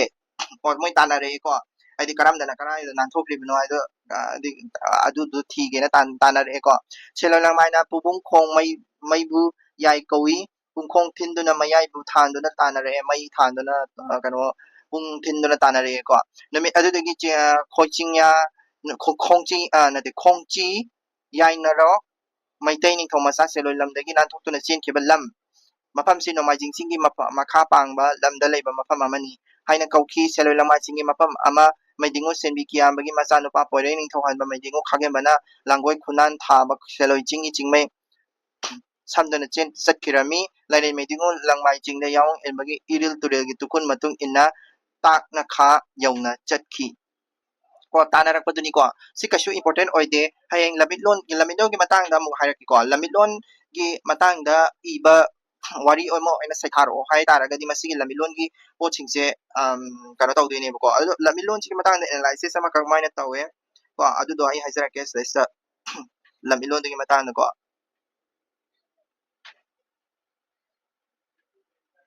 sida ko lamidlon sing sida ai pazarake ko bengali moi thokta ba yaro ka bengali mayek singdo thokta ba yaro ka nangthiko phambal ka ba da yari ba lamidlon sing adu makha da lokachari nungban nungkhongjamba chakon thong ipu thakparo namsangkon thatma itairo naka tangka kon ching patlit wai chingsang sarenlam marketing people lanlo seksak khangwai thet pong haukoi haukai pongmai haurang mi taruk po ko adigi pamang lam onthok adigi pamang kundaba asina chingmani haidi khara sije lamilon khara sini ko manas se pidi se so aikoina khangba ya bise kaino har kanda lamilon se dum yaram ya se dum khangba ngamani ba ka sidai sigi nautingkong da lamilon gi lari ama oina dum nautingkong chi sul naina be dum yai ba ko lamilon habadi lam gi maming tholambagi matang da historical ba lari hai tari ko adu ko modani ko lamilon hai se ko so sidai sa khara piri ko bengali gini aina sije lokthori se atai dege lokthorok na ko research paper dege lokthorok ni ko aduna reliable oiba poni mu adegi Tripura University Manipur University adegi even atopa Kachari University lady dana ko adugumba mayam sidegi lokthorok sabani aduna laningai ka shu yawde sigumba dege lokthorok pani na ko ai lairi to padre hairaga su sigumba haidi kai haini sigumba matik singja dum lokthorok adum season bi yani ko so lamilon me amasu sida so hairi ko hojikta so haigre dana ko adu lamilon gi matangda lamilon gi mawongda iba lairi ama oina naina o hair taraga di hojika lamilon me amji haiba yare karai da haigi ba adu me amji to sil wari da explanation dum yare ko hojikta so haige do maidingu mai pai dona tanari hai dana mafam do butu khun matung induna tanari hai na mafam do adu gogi na ka haire ko haidi makha mu pasar ko sigi makha ta ba wari story sidi koi gi ka ni yal ne important oi ba story part yo rokre mana chela kanda kaino yo rokodo koi gi khuman lamdam yo rokodo adu yo roko bause mana chela koi gi matang da lam thon ba maming kari kara thon ba adu gumba nga to ore adu na straight oi na pasar ai ko hosiki do yal important oi ko haibadi mai khada hangba ya ba points me ma yawi ba hosiki do da ko haidi nautingkong anati pitangagi punchigi charitra nainau natraga pitangagi mana singbagi mawong matawda nainau natra haragana nautingkong na kamaina selosingdagi nanthorake kaina mara nanthorake haba matangda nainau ka haragasu huzigi matangda loina iba yakare ko adagi pitangana nuksibagi salon da su khara adalaida ugibado haida pitangagi nuksibai salon do kari no ha pitangagi character analysis ti huzigi da dum loire ko horen kano mati amaga yarokini mana pitangana magi ningthau oraba matungda lakpai mata ama adugi mati to mu hapsalake mathangda mu ko makha padara ase marketing hariba mafam si mingthon kibadi langmai gi ko pasam sakaramba singsangda lang thaktuna satanbada lamu ama phaki khuman wahengbam koiba kaubana kokpa sakarambada fajarakpa sigadaraba tuduna leiraba sa adu lambi da thatlaga puduna chatki langmai kokpagi manaw no pa kaklen sikham koibana mayambana fajarakpa sabu lambi thatuna saho lawki ba adu ure numit amada su mayamba langmai kokpa sakarambana sa ama fajarasu tuduna leiriba sa adu adon waheng kham koibana tana thinduna sa adu mana phaba sadana mayumdagi pudana satkrabada langmai kaklen sikham koibana khuman waheng kham koibabu machin ani longba tena mabukta kaple tena pambadagi khoiri thoktuna leibakta tana senki seloina lirungbu mak kawi lirungbu thabak yauna chingduna ten kaplami haibadagi marketing haina mapam andal kauna ki ko sini ko marketing kawagi magi kahaini reason do sipai khada kaisu hangoi ko lamilon ki matang dadi ama ko pamoron hangoi kaisu hide yaurame aragas ko adu marketing kawgibagi maramda hape khangjange su khangjalo adigi lairen maidingo di seloi langmadigi seloi lami singi adudagi iril turil matung induna lakpana marketing lamdam ta taksi shonduna mayamda hanki ko induna lakpana marketing lamdagi taksi shonduna mayamda hanki marketing phawa lami marketing phawa tanarami ko seloi singdo haidi kano sina nautingkong se so marketing phawa tanarama matunda mayumda taksi sholaga chakre aya lakchaida haina ko adagi lairen maidingo seloi langmaina yaw induna leibadagi khamai kairomda leiba khuman leibak yawnaba kanna chenki funan te leibagi chingbulan thoktuna ngana phaba mafam khangla yirum lam ye urup koba lam su lantok to na iril turel samdana la chatki urup ai hujik su dum leidi ma mali ko maidingu chalamana lam tairamba lilong saho patu lantok tuna khuman yoba lambi lamsang matung ina lanjelakpadagi namoi ahombina semlamba turel ngangoi yumomba na tongkiba turel ko ya ngangoi yoimomba ka hari singse ꯑꯩꯈꯣꯏꯒꯤ ꯇꯨꯇꯦꯡꯂꯣꯟꯗꯒꯤ ꯉꯥꯛꯇꯅꯤꯀꯣ ꯁꯤꯁꯦꯀꯣ ꯇꯨꯇꯦꯡꯂꯣꯟꯗ ꯌꯥꯎꯕꯅꯤꯀꯣ ꯇꯨꯇꯦꯡꯂꯣꯟꯗ ꯇꯨꯔꯦꯟ ꯇꯦꯡꯕ ꯃꯆꯤꯟ ꯃꯅꯥꯎꯅꯤꯅ ꯇꯨꯔꯦꯟ ꯇꯦꯡꯕꯒꯤ ꯋꯥꯔꯤ ꯌꯥꯎꯈꯤꯗꯅꯀꯣ ꯍꯥꯏꯗꯤ class ꯀꯌꯥꯗꯅꯣ ꯈꯪꯗ꯭ꯔꯦ ꯀꯥꯎꯔꯦ ꯑꯗꯨꯗꯒꯤ ꯂꯧꯊꯣꯔꯛꯄꯅꯤ ꯑꯗꯣ ꯃꯐꯝ ꯑꯃ ꯑꯣꯏꯔꯤꯕ ꯌꯣꯏꯍꯩ ꯅꯤꯡꯊꯧ ꯃꯅꯥꯏ ꯏꯕꯦꯝ ꯃꯐꯝ ꯊꯣꯟ ꯀꯥꯗꯕꯤ ꯈꯩꯔꯣꯏꯔꯣꯟ ꯍꯦꯝꯆꯥ ꯆꯠꯄ ꯉꯝꯕꯤꯅ ꯑꯁꯤꯕ ꯍꯥꯞꯄ ꯀꯨ ꯊꯝꯐꯝ ꯑꯁꯤꯕ ꯑꯣꯛꯈꯤꯕ ꯂꯝꯕꯨ ꯂꯥꯟꯊꯣꯛꯇꯨꯅ ꯂꯐꯨ ꯊꯥꯕ ꯃꯐꯝꯕꯨ ꯉꯥꯛꯄꯅ ꯎꯔꯥꯄꯣꯡ ꯃꯇꯨꯕꯨ ꯂꯥꯡꯗ ꯐꯥꯈꯤꯕ ꯂꯝ ꯑꯣꯏꯔꯩ ꯃꯩꯇꯩꯒꯤ ꯀꯣꯟꯁꯨ ꯆꯥꯅ ꯄꯣꯛꯄ ꯈꯨꯔꯝ ꯄꯥꯝꯕꯨꯒꯤ ꯂꯣꯏꯊꯣꯝꯁꯨ ꯆꯥꯅ ꯄꯣꯛꯄ ꯄꯨꯆꯦꯡ ꯁꯥꯡꯕꯒ ꯅꯨꯄꯥ ꯑꯅꯤꯃꯛꯅ ꯆꯤꯡꯒꯤ ꯆꯥꯔꯣꯏ ꯃꯥꯡꯈꯤꯕ ꯃꯐꯝ ꯍꯥꯃꯦꯡ ꯐꯥꯈꯤꯕ ꯃꯐꯝꯕꯨ ꯂꯥꯟꯊꯣꯛꯇꯨꯅ ꯂꯥꯛꯑꯦ ꯃꯥꯅ ꯂꯥꯛꯄ ꯃꯐꯝꯁꯤꯡꯗꯨꯒꯤ ꯃꯥꯒꯤ ꯃꯃꯤꯡ ꯃꯊꯥꯁꯤꯡꯗꯨꯅꯤꯀꯣ ꯃꯥꯅ ꯁꯤꯅꯤꯀꯣ ꯂꯝꯕꯤꯂꯣꯟ ꯍꯥꯏꯁꯦ ꯁꯤꯒꯤ ꯂꯝꯕꯤꯂꯣꯟ ꯃꯌꯥꯝꯁꯤꯡꯁꯤꯒꯤ ꯋꯥꯔꯤ ꯃꯌꯥꯝꯁꯤꯡꯁꯤꯅꯤꯀꯣ ꯍꯌꯦꯡ ꯂꯝꯕꯤꯂꯣꯟ ꯑꯃꯒꯤ ꯂꯥꯏꯔꯤꯛ ꯑꯃꯅꯤ ꯍꯥꯏꯅ ꯏꯌꯨ ꯀꯥꯏꯅ ꯍꯪꯉꯛ ꯇꯥꯔꯒꯗꯤ ꯁꯤ ꯃꯌꯥꯝꯁꯤꯡꯁꯦ ꯍꯥꯏꯗꯣꯏꯅꯤꯀꯣ ꯐꯥꯕ ꯌꯥꯏ ꯐꯥꯗꯕ ꯌꯥꯏ ꯕꯠ ꯍꯪꯉꯣꯏꯗꯕ ꯀꯣꯏꯁꯟꯗꯤ ꯑꯣꯏꯀꯣ ꯁꯥ ꯁꯥꯈꯤꯅꯕ ꯉꯥꯡꯉꯣꯏ ꯍꯧꯖꯤꯛ ꯐꯥꯎꯕ ꯍꯪꯗ꯭ꯔꯤꯕ ꯂꯝꯕꯤꯂꯣꯟꯒꯤ ꯃꯇꯥꯡꯗ ꯄꯩꯈꯥ ꯑꯦꯅꯤ ꯀꯣꯏꯁꯟ ꯑꯃꯗ ꯑꯩ ꯑꯝꯇ ꯊꯦꯡꯅꯗꯦꯕꯀꯣ ꯂꯝꯕꯤꯂꯣꯟꯁꯦ ꯁꯣ ꯍꯪꯒꯗꯣꯏꯕ ꯃꯥꯟꯗꯦꯕꯀꯣ ꯂꯝꯕꯤꯂꯣꯟꯗꯁꯨ ꯏꯝꯄꯣꯔꯇꯦꯟ ꯑꯣꯏꯗꯦꯕ ꯂꯝ ꯃꯃꯤꯡꯁꯤꯡꯁꯦ ꯐꯥꯕ ꯑꯗꯒꯤ ꯑꯗꯨ ꯑꯗꯥ ꯇꯧꯕ ꯃꯌꯥꯝꯁꯤꯡꯁꯦ ꯑꯗꯨ ꯃꯥꯒꯤ ꯂꯝꯗꯨꯒꯤ ꯃꯃꯤꯡ ꯊꯣꯟꯈꯤꯕꯒꯤ ꯋꯥꯔꯤ ꯃꯆꯥꯁꯤꯡ ꯃꯆꯥ ꯃꯌꯥꯝ ꯑꯃ ꯂꯩꯀꯣ ꯏꯔꯣꯡ ꯂꯩꯃꯒꯤ ꯆꯤꯡꯖꯤꯟ ꯊꯧꯕꯥꯜ ꯇꯨꯔꯦꯜꯒꯤ ꯇꯨꯔꯦꯜ ꯃꯔꯤꯜꯗ ꯂꯥꯛꯇꯨꯅ ꯈꯨꯃꯟ ꯂꯝ ꯌꯧꯅꯕ ꯂꯥꯟꯖꯜꯂꯛꯄꯕꯨ ꯅꯣꯡꯃꯥꯏ ꯑꯍꯣꯡꯕꯤꯅ ꯁꯦꯝ ꯁꯥꯈꯤꯕ ꯉꯥꯉꯣꯏ ꯌꯣꯏꯃꯣꯡꯕꯅ ꯇꯣꯡꯈꯤꯕ ꯇꯨꯔꯦꯜ ꯏꯔꯩ ꯀꯟꯅ ꯆꯦꯟꯕ ꯂꯤꯟꯅ ꯐꯩꯅ ꯆꯦꯟꯕ ꯂꯤꯟꯅ ꯊꯦꯡꯅ ꯀꯣꯟꯅ ꯏꯁꯤꯡ ꯂꯥꯟꯕ ꯇꯨꯔꯦꯜꯒꯤ ꯇꯣꯔꯕꯥꯟꯗ ꯍꯧꯕ ꯁꯤꯡꯅꯥꯡ ꯄꯥꯝꯕꯤꯗ ꯀꯛꯆꯤꯡꯅ ꯃꯇꯣꯟꯗ ꯇꯣꯡꯕ ꯇꯨꯔꯦꯜꯗ ꯀꯥꯎꯁꯤꯡꯅ ꯇꯥꯎꯕ ꯇꯨꯔꯦꯜꯕꯨ ꯂꯥꯏꯔꯦꯠ ꯃꯩꯗꯤꯡꯉꯨꯅ ꯏꯔꯣꯏꯗꯨꯅ ꯏꯔꯥꯜꯂꯒ ꯂꯩꯔꯥꯜ ꯃꯊꯛꯇ ꯀꯥꯔꯕꯗ ꯂꯥꯏꯔꯦꯜ ꯃꯩꯗꯤꯡꯉꯨꯅ ꯅꯤꯡꯈꯝ ꯐꯤ ꯏꯅꯐꯤ ꯐꯤ ꯃꯍꯥꯛꯀꯤ ꯐꯨꯔꯤꯠ ꯇꯨꯔꯦꯜꯒꯤ ꯏꯁꯤꯡꯅ ꯆꯣꯠꯂꯕꯁꯨ ꯉꯁꯥꯏꯒꯤ ꯃꯁꯥꯅꯧ ꯅꯣꯡꯕꯥꯂꯣꯟ ꯄꯤꯇꯪꯉꯥꯒꯤ ꯃꯈꯨꯠꯃꯛꯅ ꯀꯤꯔꯛꯈꯤꯕ ꯐꯤꯕꯨ ꯂꯧꯊꯣꯛꯇꯨꯅ ꯐꯨꯔꯤꯠꯀꯤ ꯀꯨꯗꯥꯝ ꯂꯧꯊꯣꯛꯇꯨꯅ ꯏꯅꯐꯤ ꯐꯤ ꯑꯗꯨ ꯏꯁꯤꯡꯗ ꯁꯨꯗꯣꯛꯇꯨꯅ ꯅꯨꯡꯁꯥꯗ ꯐꯧꯔꯝꯃꯤ ꯀꯣ ꯉꯁꯥꯏ ꯃꯥꯅ ꯀꯤꯔꯛꯈꯤꯕ ꯀꯩꯅꯣꯅ ꯄꯤꯇꯪꯉꯥꯅ ꯀꯤꯔꯛꯈꯤꯕ ꯐꯤꯗꯣ ꯂꯧꯊꯣꯛꯑꯒ ꯃꯗꯨꯗ ꯆꯥꯝꯊꯣꯛ ꯁꯨꯗꯣꯛꯇꯨꯅ ꯐꯧꯗꯣꯛꯑꯦ ꯀꯣ ꯃꯐꯝ ꯑꯃ ꯀꯣ ꯅꯨꯃꯤꯠ ꯑꯗꯨꯗꯒꯤ ꯂꯥꯏꯔꯦꯟ ꯃꯩꯗꯤꯡꯉꯨ ꯍꯣꯡꯉꯦꯅ ꯀꯨꯟꯖꯥꯎꯅ ꯀꯧꯕ ꯁꯦꯂꯣꯏ ꯂꯝꯗꯒꯤ ꯌꯥꯎ ꯏꯟꯕ ꯇꯨꯔꯦꯜ ꯂꯥꯟꯊꯣꯛꯈꯤꯕ ꯂꯝ ꯐꯤꯐꯧ ꯍꯥꯏꯅ ꯀꯧꯈꯤ ꯃꯐꯝꯗꯨꯕꯨ ꯐꯤꯐꯧ ꯍꯥꯏꯅ ꯀꯧꯈꯤꯀꯣ ꯌꯥꯝ ꯂꯝꯕꯤꯂꯣꯟ ꯃꯌꯥꯝ ꯑꯃꯁꯨ ꯌꯥꯎꯔꯤꯀꯣ ꯃꯩꯗꯤꯡꯉꯨ ꯍꯪꯅꯤꯡꯉ ꯈꯨꯟꯖꯥꯎꯗꯤ ꯈꯨꯃꯟ ꯂꯝ ꯌꯧꯕꯗ ꯂꯝꯕꯤ ꯂꯝꯁꯥꯡ ꯃꯇꯨꯡ ꯏꯟꯗꯨꯅ ꯆꯠꯈꯤ ꯑꯁꯨꯝꯅ ꯂꯥꯛꯄꯅ ꯈꯨꯂꯝ ꯌꯧꯔꯕꯗ ꯃꯩꯗꯤꯡꯉꯨꯕꯨ ꯈꯨꯃꯟ ꯃꯌꯥꯝ ꯍꯧꯗꯨꯅ ꯈꯥ ꯋꯥꯡꯗ ꯂꯩꯕ ꯈꯨꯃꯟ ꯄꯨꯝꯅꯃꯛꯅ ꯇꯤꯟꯗꯨꯅ ꯑꯣꯛꯂꯝꯃꯤ ꯈꯨꯃꯟ ꯌꯧꯔꯦꯀꯣ ꯈꯨꯃꯟ ꯌꯧꯔꯕ ꯃꯇꯨꯡꯗꯗꯤ ꯃꯥꯁꯦ ꯈꯥ ꯋꯥꯡꯗ ꯂꯩꯕ ꯃꯤ ꯃꯌꯥꯝꯅ ꯑꯣꯛꯑꯦꯕꯀꯣ ꯈꯨꯃꯟ ꯃꯌꯥꯝꯅ ꯑꯣꯛꯑꯦ ꯈꯨꯃꯟ ꯅꯤꯡꯊꯧ ꯑꯗꯣꯟ ꯄꯨꯟꯁꯤꯕ ꯌꯨꯝꯃꯣꯏꯕ ꯈꯨꯃꯟ ꯅꯤꯡꯊꯧ ꯏꯂꯥꯡꯄꯣꯛꯀꯤ ꯄꯨꯟꯁꯤꯕꯅ ꯀꯥꯏꯔꯦꯝꯃ ꯄꯨꯟꯗꯨꯅ ꯄꯣꯛꯄꯅꯤ ꯇꯣ ꯁꯤꯗꯩꯁꯤꯗ ꯀꯔꯦꯛꯇꯔ ꯑꯦꯅꯥꯂꯥꯏꯁꯤꯁ ꯑꯃꯁꯨ ꯂꯩꯔꯦꯀꯣ ꯁꯤ ꯀꯔꯦꯛꯇꯔ ꯑꯦꯅꯥꯂꯥꯏꯁꯤꯁ ꯑꯝꯇ ꯍꯥꯞꯍꯧꯒꯦ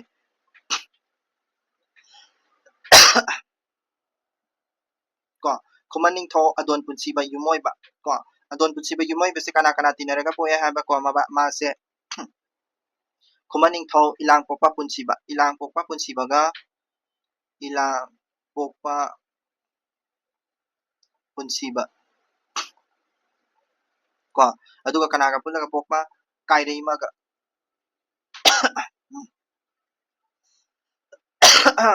ꯑꯗꯨꯒ ꯀꯣ ꯑꯗꯣꯟ ꯄꯨꯟꯁꯤꯕ ꯌꯨꯝꯃꯣꯏꯕ ꯍꯥꯏꯁꯤꯀꯣ ꯑꯗꯣꯟ ꯄꯨꯟꯁꯤꯕ ꯌꯨꯝꯃꯣꯏꯕ ꯃꯍꯥꯛꯅ ꯄꯤꯔꯥꯏꯔꯣꯛ ꯄꯥꯟꯅꯗꯨꯅ ꯈꯨꯃꯟ ꯅꯤꯡꯊꯧ ꯈꯨꯃꯟ ꯅꯤꯡꯊꯧ ꯏꯂꯥꯡꯄꯣꯛꯄ ꯄꯨꯟꯁꯤꯕꯅ ꯀꯥꯏꯔꯩꯃ ꯄꯥꯟꯅꯗꯨꯅ ꯄꯣꯛꯄꯅꯤ ꯃꯍꯥꯛꯅ ꯄꯤꯔꯥꯏꯔꯣꯛ ꯄꯥꯟꯅꯗꯨꯅ ꯈꯨꯃꯟ ꯅꯤꯡꯊꯧ ꯌꯣꯡꯊꯣꯏꯉꯥꯏ ꯄꯣꯛꯈꯤ ꯈꯨꯃꯟ ꯅꯤꯡꯊꯧ ꯑꯃꯁꯨ ꯃꯥꯅ ꯄꯣꯛꯏꯀꯣ ꯄꯨꯟꯁꯤ ꯌꯨꯝꯃꯣꯏꯕ ꯁꯣꯔꯤ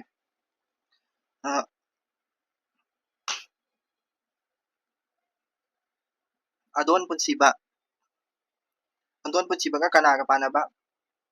ꯀꯣ ꯌꯣꯡꯊꯣꯏꯉꯥꯏ ꯍꯥꯏꯕꯀꯣ ꯌꯣꯡꯊꯣꯏꯉꯥꯏꯒ ꯄꯥꯟꯅꯔꯒ ꯀꯅꯥ ꯄꯣꯛꯑꯦꯕ ꯅꯤꯡꯊꯧ ꯈꯨꯃꯟ ꯅꯤꯡꯊꯧ ꯀꯅꯥꯅ ꯄꯣꯛꯏꯁꯦ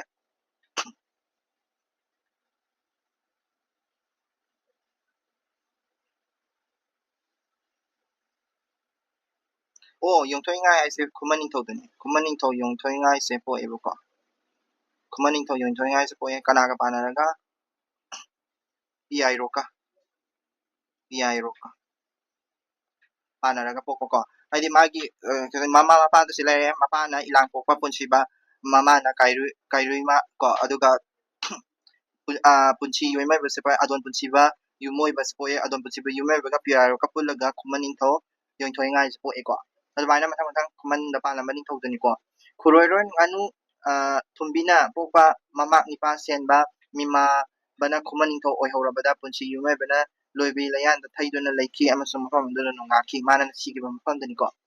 ꯍꯪꯂꯝꯃꯤ ꯃꯩꯗꯤꯡꯉꯨ ꯏꯁꯨ ꯅꯨꯄꯥ ꯁꯦꯂꯣꯏ ꯂꯪꯃꯥꯏ ꯂꯝꯗ ꯌꯥꯎ ꯏꯟꯕ ꯅꯪꯗꯤ ꯈꯨꯃꯟ ꯂꯝꯁꯤꯗ ꯀꯔꯤꯒꯤ ꯂꯥꯛꯂꯤꯕꯅꯣ ꯀꯣ ꯑꯗꯣꯟ ꯄꯨꯟꯁꯤꯕ ꯌꯨꯝꯃꯣꯏꯕ ꯑꯁꯤꯅ ꯀꯩꯅꯣꯗ ꯉꯁꯥꯏꯒꯤ ꯅꯥꯎꯇꯤꯡꯈꯣꯡꯗ ꯍꯪꯉꯤꯀꯣ ꯀꯔꯤ ꯃꯔꯝꯒꯤ ꯂꯥꯛꯏꯅꯣꯅꯀꯣ ꯑꯗꯒꯤ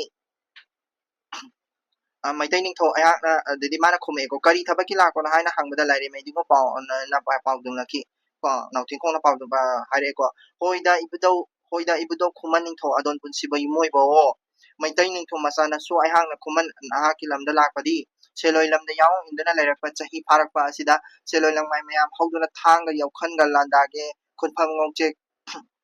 ꯉꯥꯡꯆꯤꯡ ꯍꯧꯀꯞ ꯆꯤꯡꯁꯥꯡ ꯆꯤꯡꯗ ꯂꯥꯟꯗꯥꯒꯦ ꯍꯥꯏꯅ ꯆꯠꯈꯤꯕ ꯃꯩꯇꯩ ꯅꯤꯡꯊꯧ ꯑꯣꯏꯔꯤꯕ ꯏꯄꯥꯃꯩꯗꯤꯉꯣ ꯎꯔꯥꯀꯣꯟꯊꯧꯕꯅ ꯏꯔꯣꯡꯈꯣꯡꯒꯤ ꯅꯥꯄꯤ ꯃꯔꯛꯇ ꯇꯨꯃꯤꯟꯅ ꯊꯨꯞꯇꯨꯅ ꯂꯩꯔꯝꯕꯗꯒꯤ ꯁꯦꯂꯣꯏ ꯂꯪꯃꯥꯏꯁꯤꯡꯒꯤ ꯃꯊꯛꯇ ꯂꯥꯟꯗꯥꯈꯤꯗꯨꯅ ꯃꯥꯏꯊꯤꯕ ꯄꯤꯈꯤ ꯏꯄꯥꯃꯩꯗꯤꯉꯣ ꯎꯔꯥꯀꯣꯟꯊꯧꯕꯅ ꯃꯍꯥꯛꯀꯤ ꯃꯔꯝꯒꯤꯗꯃꯛꯇ ꯁꯦꯂꯣꯏ ꯂꯪꯃꯥꯏ ꯄꯨꯝꯅꯃꯛ ꯁꯥꯎꯈꯤ ꯏꯄꯥꯃꯩꯗꯨꯒꯤꯗꯃꯛꯇ ꯑꯩꯉꯣꯟꯗ ꯂꯃꯟ ꯁꯤꯡꯒꯦ ꯍꯥꯏꯅ ꯁꯦꯂꯣꯏ ꯃꯌꯥꯝꯅ ꯋꯥ ꯇꯥꯟꯅꯗꯨꯅ ꯍꯥꯠꯅꯕ ꯍꯣꯠꯅꯔꯛꯄꯗꯒꯤ ꯑꯩꯒꯤ ꯂꯣꯏꯅꯕꯤ ꯅꯌꯨꯝ ꯁꯥꯐꯕꯤꯅ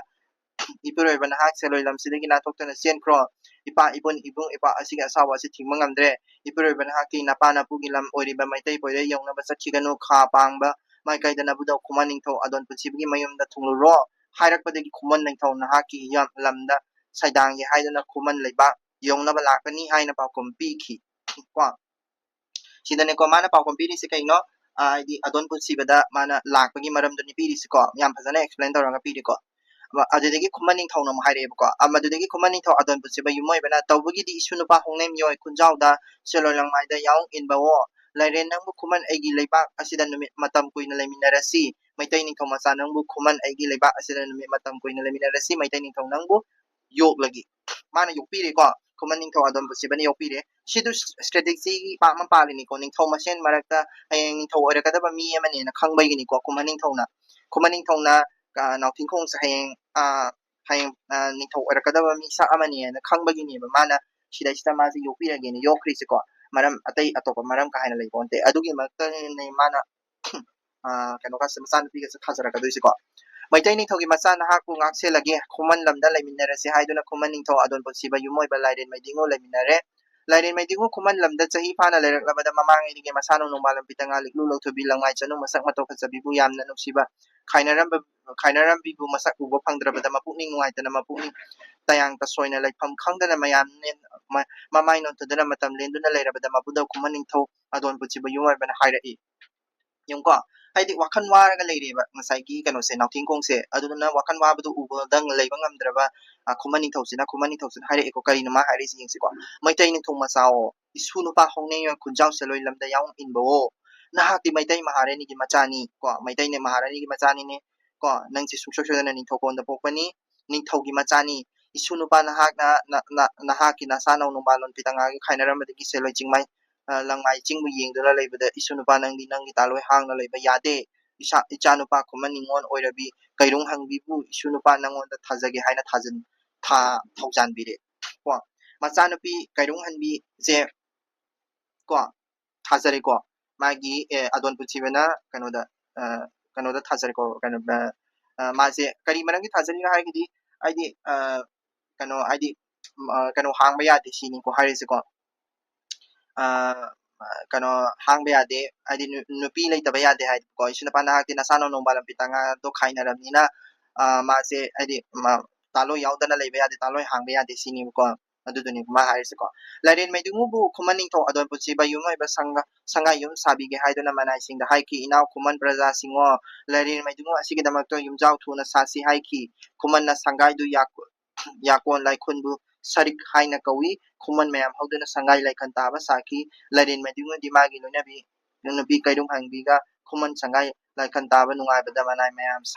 ꯁꯟꯒꯤ ꯁꯪꯒꯣꯝ ꯁꯦꯝꯗꯨꯅ ꯍꯨꯏ ꯌꯦꯟ ꯂꯣꯏꯗꯨꯅ ꯂꯤꯛ ꯀꯣꯟ ꯃꯔꯝ ꯃꯊꯨꯝ ꯀꯌꯥꯒ ꯂꯣꯏꯅꯅ ꯂꯦꯝ ꯄꯥꯅ ꯆꯥ ꯊꯛꯇꯨꯅ ꯂꯩꯔꯕꯗ ꯂꯥꯏꯔꯦꯟ ꯃꯩꯗꯤꯡꯉꯨꯕꯨ ꯈꯨꯃꯟ ꯅꯤꯡꯊꯧ ꯑꯗꯣꯟ ꯄꯨꯟꯁꯤꯕꯅ ꯅꯨꯃꯤꯠ ꯈꯨꯗꯤꯡꯒꯤ ꯃꯤꯡꯁꯦꯜ ꯌꯦꯡꯕꯒꯨꯝ ꯌꯦꯡꯗꯨꯅ ꯌꯥꯝꯅ ꯂꯨꯅ ꯆꯥꯅ ꯆꯤꯟꯅ ꯂꯩꯃꯤꯟꯅꯔꯛꯂꯕꯗ ꯃꯥꯏꯀꯩ ꯅꯣꯡꯆꯨꯞ ꯈꯥ ꯄꯥꯡꯕ ꯂꯝꯒꯤ ꯄꯥꯛ ꯆꯥꯎꯔꯕ ꯃꯣꯏꯔꯥꯡ ꯂꯩꯕꯥꯛꯇ ꯅꯤꯡꯊꯧ ꯑꯣꯏꯔꯤꯕ ꯉꯥꯉꯣꯏ ꯁꯅꯥ ꯂꯥꯛꯈ꯭ꯋꯥꯅ ꯃꯔꯩꯕꯥꯛ ꯃꯣꯏꯔꯥꯡ ꯂꯝꯗ ꯍꯧꯕ ꯑꯊꯣꯏꯕ ꯋꯥ ꯇꯦꯁꯥ ꯂꯝꯗ ꯍꯧꯕ ꯈꯨꯌꯣꯟ ꯍꯩꯇꯥ ꯆꯅꯨꯒꯤ ꯂꯧꯕꯨꯛꯇ ꯍꯧꯕ ꯋꯥ ꯑꯊꯣꯏꯕ ꯃꯣꯏꯔꯥꯡ ꯇꯦꯁꯥ ꯋꯥꯕꯨ ꯋꯥ ꯍꯣꯡꯉꯦ ꯍꯥꯏꯗꯨꯅ ꯃꯕꯥꯏꯒꯤ ꯀꯥꯡꯕꯨ ꯑꯣꯏꯔꯤꯕ ꯃꯁꯦꯡꯒꯤ ꯀꯥꯡꯕꯨ ꯑꯣꯏꯔꯤꯕ ꯈꯨꯃꯟ ꯀꯥꯡꯕꯨꯕꯨ ꯃꯣꯏꯔꯥꯡ ꯂꯝꯗ ꯀꯧꯔꯛꯈꯤ ꯀꯣ ꯃꯣꯏꯔꯥꯡ ꯂꯝꯗ ꯀꯅꯥꯅ ꯀꯧꯔꯛꯏꯁꯦ ꯀꯩꯅꯣ ꯑꯗꯣꯟ ꯄꯨꯟꯁꯤꯕꯁꯦ ꯃꯣꯏꯁꯦ ꯀꯧꯔꯛꯏꯅꯦꯀꯣ ꯁꯤꯗꯩꯁꯤꯗ ꯀꯦꯔꯦꯛꯇꯔ ꯑꯃꯃꯨꯛ ꯆꯪꯉꯦ ꯀꯦꯔꯦꯛꯇꯔꯁꯤꯅ ꯀꯅꯥꯅꯣ ꯍꯥꯏꯔꯒꯗꯤ ꯃꯣꯏꯔꯥꯡ ꯅꯤꯡꯊꯧ ꯀꯣ ꯀꯣ ꯀꯅꯥꯅꯣ ꯃꯣꯏꯔꯥꯡ ꯅꯤꯡꯊꯧ ꯃꯣꯏꯔꯥꯡ ꯅꯤꯡꯊꯧ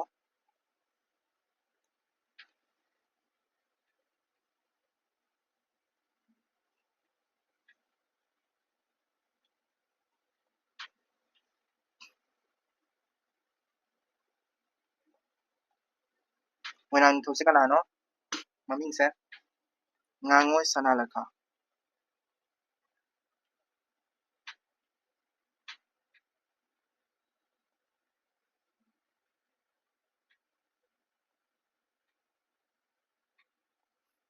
ꯀꯣ ꯉꯥꯉꯣꯏ ꯁꯅꯥꯂꯈ꯭ꯌꯥ ꯍꯥꯏꯔꯤꯕ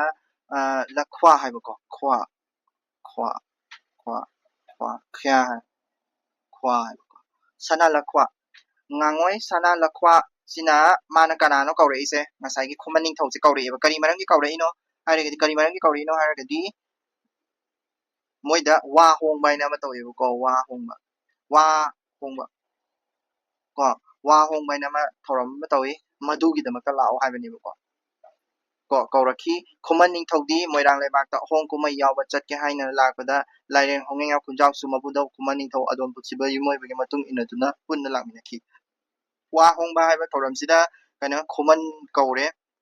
ꯈꯨꯃꯟ ꯅꯤꯡꯊꯧꯁꯦ ꯀꯧꯕ ꯃꯇꯝꯁꯤꯗ ꯈꯨꯃꯟ ꯅꯤꯡꯊꯧ ꯑꯗꯣꯟ ꯄꯨꯟꯁꯤꯕꯅ ꯀꯅꯥ ꯄꯨꯔꯛꯑꯦ ꯍꯣꯡꯅꯦꯝ ꯃꯤꯑꯣꯏ ꯈꯨꯟꯖꯥꯎꯁꯦ ꯄꯣꯔꯛꯑꯦꯕꯀꯣ ꯉꯁꯥꯏꯒꯤꯅꯦ ꯅꯥꯎꯊꯤꯡꯈꯣꯡꯁꯦ ꯄꯨꯔꯛꯑꯦ ꯃꯇꯨꯡ